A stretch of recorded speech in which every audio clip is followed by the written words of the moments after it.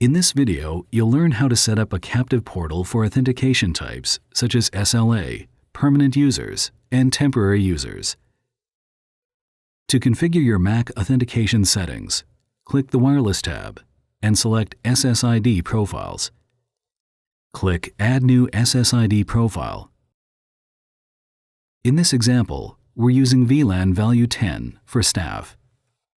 In the MAC authentication selection, choose either local or radius, depending on your needs. If you choose to use radius server, here's an example set of parameters you may refer to. In this example, we choose local. Then click Save. To change the access settings for MAC addresses in the local MAC authentication database, navigate to the Wireless tab and click General.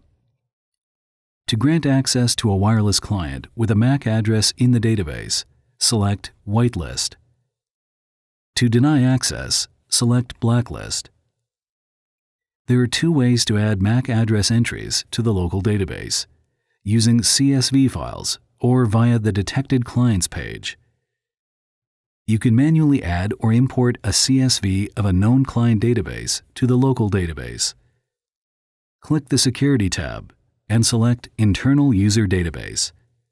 Click MAC Authentication and import the CSV file. Before you proceed, ensure your CSV file is formatted as shown here. Browse to the folder containing your CSV file and click Upload.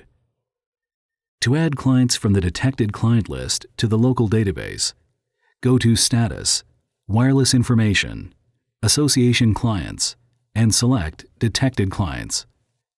Right-click on the MAC address entry and click Add to MAC AuthDB. And you're done.